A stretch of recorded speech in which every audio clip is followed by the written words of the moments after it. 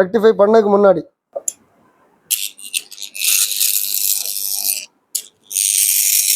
இப்போ ஏசியில் ஒர்க் ஆகிட்டு இருக்கு, என்னால் எடுக்க முடியாது, வராது.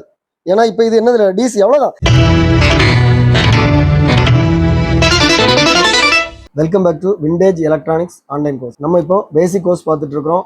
இது செகண்ட் லெசன். இது வந்து பார்த்தீங்கன்னா நம்ம வியூவர்ஸ் எல்லாருக்குமே வரும். டெக்னிக்கல் கிளாஸுக்கு போன பிறகு தான் அது மெம்பர்ஸ்க்கு மட்டும்தான் வரும். மெம்பர்ஸாக எப்படி ஜாயின் பண்ணணும்னு சொல்லி ஃபுல் டீடைல்ஸ் வந்து டிஸ்கிரிப்ஷனில் கொடுத்துருக்கேன். உங்களுக்கு இன்ட்ரெஸ்ட் இருந்ததுன்னா நீங்கள் டிஸ்கிரிப்ஷனை பார்த்து ஜாயின் பண்ணுங்க. நம்ம லாஸ்ட் கிளாஸில் வந்து இந்த மாதிரி டெஸ்ட் லேம்பு எப்படி ஃபங்க்ஷன் ஆகுது, இந்த மாதிரி மல்டிமீட்டர் எப்படி யூஸ் பண்ணுறது, ரெசிஸ்டர் வந்து கலர் கோட் யூஸ் பண்ணி எப்படி கண்டுபிடிக்கிறது, ஸோ இந்த மாதிரி பார்த்தோம். இந்த வீடியோவை தனியாக ஒரு ஷார்ட்ஸில் போட்டிருந்தேன். 1 வீக்கில் வந்து 4 லட்சம் பேர் பார்த்துருக்காங்க. ஸோ எல்லாருமே நல்ல இன்ட்ரெஸ்டாக இருக்கிறீங்க. சிலவங்க வந்து இதோட சர்க்யூட் டயரம் கேட்டிருக்கீங்க. நான் கண்டிப்பாக அதை தனியாக ஒரு ஷார்ட்ஸில் போட்டு நான் சர்க்யூட் டயரம் தரேன். ஒரு எலக்ட்ரானிக்ஸ் இன்ஜினியருக்கு முக்கியமாக தெரிய வேண்டியது பவர் சப்ளை யூனிட். ஸோ விண்டேஜில் பார்த்தீங்கன்னா பவர் சப்ளை யூனிட் வந்து 2 டைப்பாக இருக்கும்.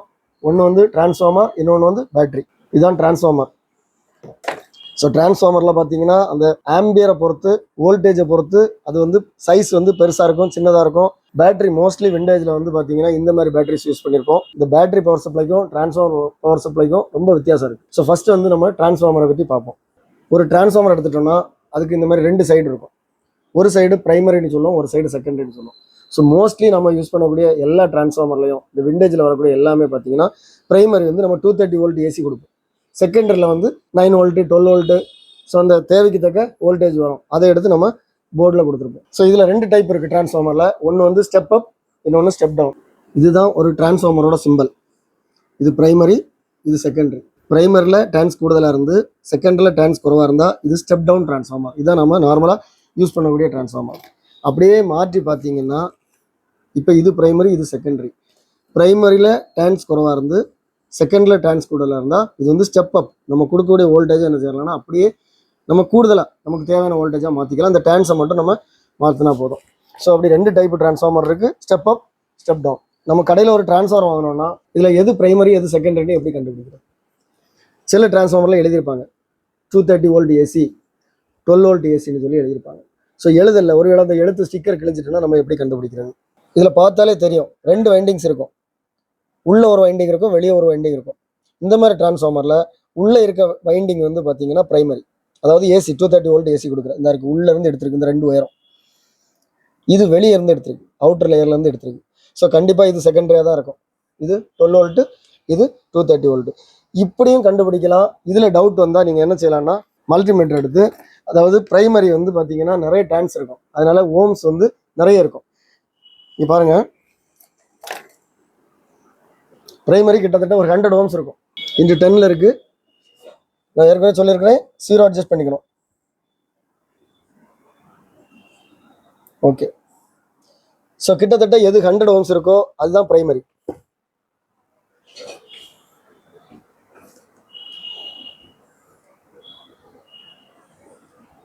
ஒரு சைடு தான் பிடிக்கலாம், ஒரு சைடு கையெடுத்து தொடக்கூடாது. ஸோ இது எவ்வளோ இருக்குது பாருங்கள், இங்கே 10 காட்டுது, இங்கே 10. ஸோ இது 100 ஓம்ஸ் இருக்குது. கண்டிப்பாக இதுதான் பிரைமரியாக இருக்கும். இதையும் பார்த்துரும். இது வந்து ஒரு 8 ஓம்ஸ் 7 ஓம்ஸ் தான் காட்டும்.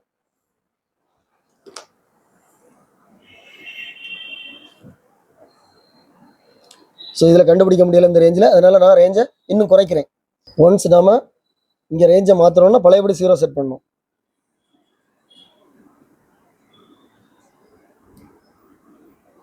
ஓகே. ஸோ இப்போ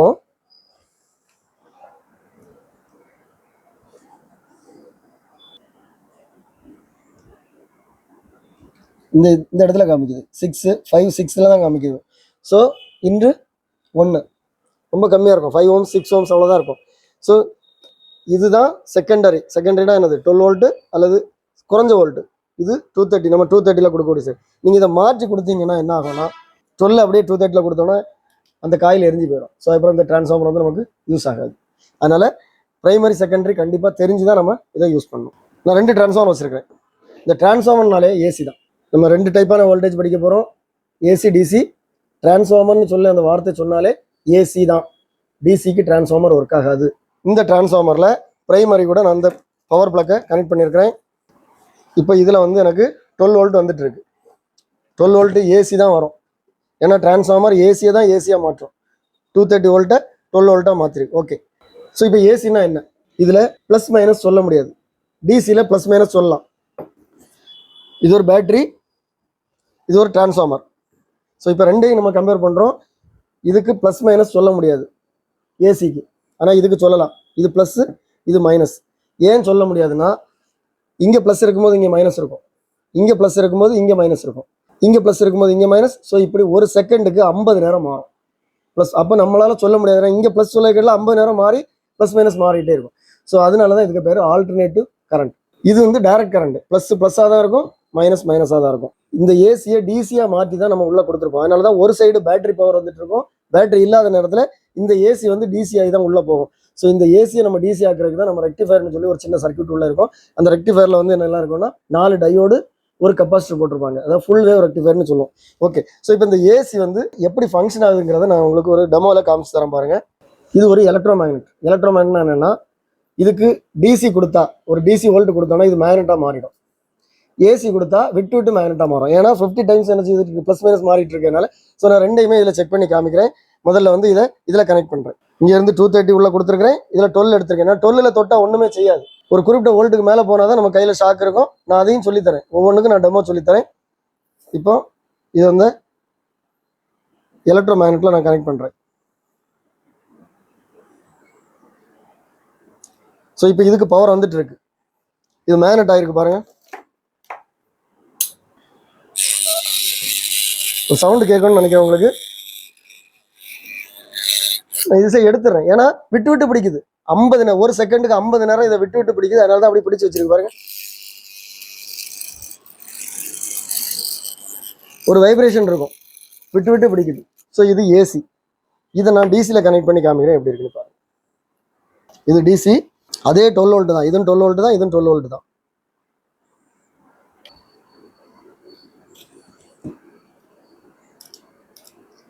ஸோ இந்த மாதிரி நம்ம கனெக்ட் பண்ணும்போது ஒரு ஸ்பார்க் வரும். அது காரணம் என்னன்னா, இது லோடு. ஓகே, ஸோ இப்போ இதை நான் கனெக்ட் பண்ணுற பாருங்க. ஒரு அசைவு இருக்காது. ஒன்று நீங்கள் இதை இழுக்க முடியாது, என்னால் இழுக்க முடியலை. ஏன்னா இது வந்து 12 வோல்ட் டிசி. இங்கே நான் எலக்ட்ரோ மேக்னெட் கொடுத்துருக்கேன், இழுக்க முடியலை. நான் இந்த பவரை எடுத்தால் தான் அது தன்னாலே விட்டுருது. ஸோ இது டிசி, இது ஏசி. ஸோ இதோட ஃப்ரீக்வன்சி வந்து 0. ஏன்னா ப்ளஸ் ப்ளஸ்ஸாக தான் இருக்குது, மைனஸ் மைனஸாக தான் இருக்குது. ப்ளஸ் மைனஸ் ஒருக்கா கூட மாறலை, 0 டைம்ஸ் தான் மாறுது. ஸோ இதோட ஃப்ரீக்வன்சி என்னது? 0. இதோட ஃப்ரீக்வன்சி 50 ஹெர்ட்ஸ். 50 டைம்ஸ் என்ன செய்யுது? ப்ளஸ் மைனஸ் மாறிட்டு இருக்கு. ஓகே, இதை ஸ்டெப் டவுனாக தான் நம்ம இப்போ பார்த்தோம். ஸ்டெப் அப்போ இதை எப்படி யூஸ் பண்ணலாம்னு சொல்லி ஒரு சின்ன டெமோ. இப்போ நான் இதுக்கு பவர் கொடுத்தேன்னா இதில் 12 வோல்ட் ஏசி வரும், கண்டிப்பாக வரும். ஓகே, ஸோ இங்கே இதில் இந்த சைடு 12, இந்த சைடு 230. ஸோ நான் இந்த 12 எடுத்து இந்த சைடு 12க்கு கொடுக்குறேன். இது டிரான்ஸ்ஃபார்மர் தான். ஸோ இங்கே நம்ம ஏசி கொடுத்தோன்னா அதை அப்படியே என்ன செய்கிறோம்? 230 மாற்றி விட்றோம். இது ஸ்டெப் அப்பா ஒர்க் ஆகுது. இப்படி இருந்தால் இங்கே 230 கொடுத்தேன்னா இங்கே 12, இங்கே 12 கொடுத்தேன்னா இங்கே 230 வந்துடும். இந்த 12 பழையபடி இதுக்கு கொடுக்குறேன். இப்போ பாருங்க, நான் எப்படி கனெக்ட் பண்ணியிருக்கிறேன். இந்த 230 12 மாற்றி இங்கே கொடுக்குது. இந்த 12 உள்ளே கொடுத்துருக்குறேன். ஸோ கண்டிப்பாக இங்கே 230 வரும். நான் இங்கே கை வச்சேன்னா அடிக்கும். இது ஒரு 230 வோல்ட் பல்பு. இங்கே பாருங்க,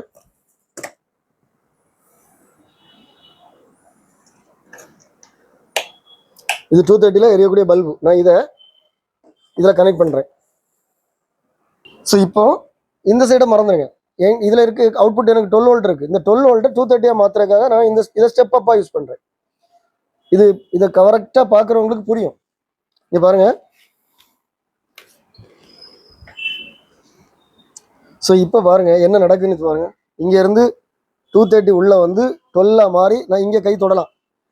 ஏன்னா இது 12 தான், ஆனால் இங்கே தொடக்கூடாது. ஏன்னா இது இப்போ ஸ்டெப் அப் பண்ணி 230 மாற்றி நமக்கு இந்த பல்பு 230 வோல்ட்ல எரிஞ்சிட்டு. ஸோ இதுதான் ஸ்டெப் அப். இந்த டிரான்ஸ்ஃபார்மர் ஸ்டெப் அப்பாக யூஸ் ஆகுது, இந்த டிரான்ஸ்ஃபார்மர் ஸ்டெப் டவுனாக யூஸ் ஆகுது. இது ஏசி. இதை டிசியாக மாற்ற போகிறேன். டிசியாக மாற்றுறதுக்கு என்னென்னா 4 டயோடு, ஒரு கெப்பாசிட்டர். நான் இதை பெருசாக தெரியறதுக்காக பெருசாக காமிச்சிருக்கேன். 1 2 3 4 டயோடு, ஒரு கெப்பாசிட்டர். ஸோ இந்த கெப்பாசிட்டரில் பார்த்தீங்கன்னா ப்ளஸ் மைனஸ் இருக்கும். இது மைனஸ், இந்த சைடு இது ஒன்றும் போடாது, ப்ளஸ்ஸில் போட்டிருக்காது, ஆனால் மைனஸில் காமிச்சிருக்கோம். ஸோ ப்ளஸ் மைனஸ் மாற்றி கொடுக்கக்கூடாது, கெப்பாசிட்டரில் வெடிச்சிடும். கெப்பாசிட்டர் பண்ணும்போது ரெண்டு யோசிக்கணும். ஒன்று வந்து ப்ளஸ் மைனஸ் மாற்றி கொடுக்கக்கூடாது. இன்னொன்று வோல்டேஜ் வந்து இதில் 12 வருதுன்னா அதை விட கொஞ்சம் கூடுதலாக இருக்கணும். 12 வோல்ட் ரெக்டிஃபயருக்கு 15 வோல்ட் 25 வோல்ட் வரைக்கும் போடலாம். இந்த இதில் வரக்கூடிய வோல்டேஜ் ரேஞ்சை விட குறைஞ்ச கெப்பாசிட்டர் போட்டாலும் வெடிச்சிடும். பொலாரிட்டி மாற்றி போட்டாலும் வெடிச்சிடும். ஸோ கவனமாக இருக்கணும். ஓகே, ஸோ இதான் சர்க்கியூட். இங்கே பாருங்கள், இது டயோடு, இது டயோடோட சிம்பிள். டயோடில் வந்து பிஎன் இந்த மாதிரி 2 டைப் இருக்குது. ஸோ இங்கே நான் இதை மாற்றி போட்டிருக்கேன், என்பி. ஸோ அப்போ சிம்பிளையும் மாற்றி போட்டிருக்கிறேன்.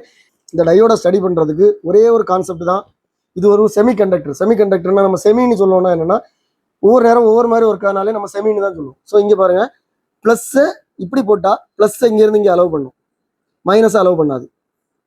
இப்படி மாற்றி திருப்பி போட்டால் மைனஸ் இங்கேருந்து அலோவ் பண்ணும், ப்ளஸ் இங்கேருந்து அலோவ் பண்ணாது. ஸோ இது நம்ம எப்படி போடுறோமோ அதுக்கு தக்க தான் இது ஒர்க் ஆகும். அதனால தான் இதுக்கு பேர் வந்து செமிகண்டக்டர்னு சொல்லுவோம். ஸோ இதுதான் டயோடு. இந்த மாதிரி 4 டயோடு போட்டு கெப்பாசிட்டரோட ஒரு டெர்மினல் இங்கே கனெக்ட் பண்ணியிருக்கோம், ஒரு டெர்மினல் இங்கே கனெக்ட் பண்ணி அவுட்புட் எடுத்திருக்கோம். இந்த பக்கம் ஏசி, இந்த பக்கம் டிசி. இங்கே பாருங்கள், ஏசியும் டிசியும் நான் அந்த மாதிரி கிராஃபில் போட்டு காமிச்சிருக்கேன். ஏசி ப்ளஸ் மைனஸ் இப்படி மாறி மாறி போயிட்டே இருக்கும். இதான் ஏசி. இந்த கிளாஸ் வந்து பார்த்தீங்கன்னா இந்த விண்டேஜ் எலக்ட்ரானிக்ஸ் படிக்கிறவங்களுக்கு மட்டும் இல்லை, காலேஜ் ஸ்டூடெண்ட்ஸு, ஸ்கூல் ஸ்டூடெண்ட்ஸ் எல்லாருக்குமே ரொம்ப இம்பார்ட்டன்ட். இது டிசி ப்ளஸ், இது இப்படி நேராக போகுது, மைனஸ் இங்கே போகுது. ஸோ ப்ளஸ்ஸாக தான் இருக்கும், மைனஸ் ஒரு வேரியேஷன் இருக்காது.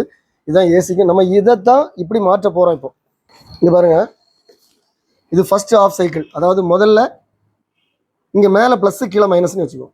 மாறி மாறி வரும், ஒரு செகண்டில் 50 டைம்ஸ் மாறுது. மேலே ப்ளஸ் இருக்கும்போது இங்கே பாருங்கள், இப்படி போய் இந்த டயோடு இங்கே ப்ளஸ்ஸை அலோவ் பண்ணும், இது அலோவ் பண்ணாது. ஸோ இங்கே போய் இந்த பக்கம் என்ன செய்கிறோம், ப்ளஸ் வந்துடும். இங்கே ப்ளஸ்ஸாக இருக்கும்போது இங்கே மைனஸ் தானே இருக்கும். ஸோ இந்த மைனஸ் வந்து இங்கே போய் இந்த டயோடு இங்கே ரிவர்ஸ் பயஸில் இருக்குது. ஸோ இப்படி வந்து இங்கே வந்துடும். ஸோ இங்கே பார்த்தீங்கன்னா இந்த ஃபர்ஸ்ட் ஆஃபில் இங்கே ப்ளஸ்ஸு இப்படி வந்துடுது, மைனஸ் இங்கே. இதே இது அடுத்த ஆஃப், மொத்தம் 2 ஆஃப் தான் உண்டு. ஃபர்ஸ்ட் ஆஃப், அடுத்த செகண்ட் ஆஃப், அடுத்த ஃபர்ஸ்ட் ஆஃப்.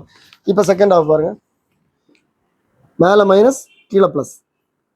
ஸோ இந்த மைனஸ் என்ன ஆகும் பாருங்கள், இங்கே போய் இங்கே போயிடாது மைனஸ். ஸோ இந்த போய் இங்கே வந்து இங்கே மைனஸ் வந்துடுது.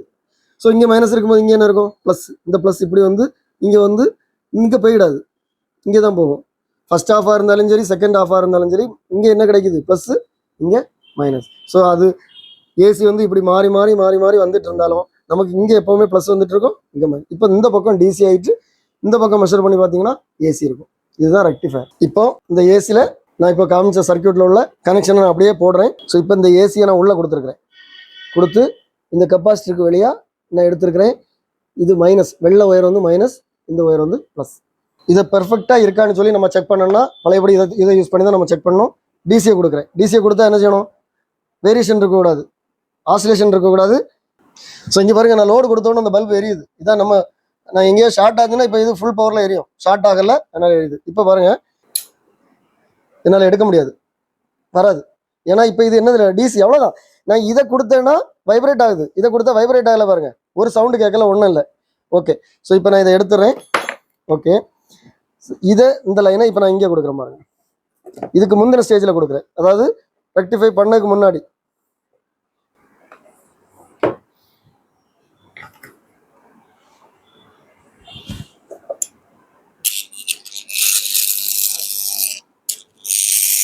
தெரியுதா உங்களுக்கு, நான் வந்துடும். ஸோ இது வந்து இப்போ ஏசியில் ஒர்க் ஆகிட்டு இருக்கு. இந்த பக்கம் எடுத்தோம்னா டிசி. ஸோ ஓரளவுக்கு இப்போ ஏசி நான் என்ன, டிசி நான் என்னன்னு சொல்லி புரிஞ்சிருக்கோன்னு நினைக்கிறேன். ஸோ இப்போ இதோட ஃப்ரீக்வன்சி 50 ஹெர்ட்ஸ், இதோட ஃப்ரீக்வன்சி 0. ஸோ அடுத்த கிளாஸில் வந்து பார்த்தீங்கன்னா வோல்டேஜ்னா என்ன, கரண்ட்னா என்ன, பவர்னா என்ன, எலிமினேட்டர் எப்படி ஃபங்க்ஷன் ஆகுது, அதாவது நமக்கு இந்த மாதிரி சர்வீஸ் இன்ஜினியருக்கு வந்து ஒரு எலிமினேட்டர் தேவை. ஸோ அதை நம்ம எப்படி ரெடி பண்ணுறது, இந்த லெசன் உங்களுக்கு கண்டிப்பாக யூஸ்ஃபுல்லாக இருக்கும். நீங்கள் உங்கள் பிள்ளைங்களுக்கும் இதை கண்டிப்பாக சொல்லிக் கொடுங்க. ஏன்னா இதில் நிறைய பேசிக் இருக்குது. ஸோ உங்களுக்கு ரொம்ப யூஸ்ஃபுல்லாக இருக்கும். அடுத்த லெசன் வர்றது வரைக்கும் பாய்.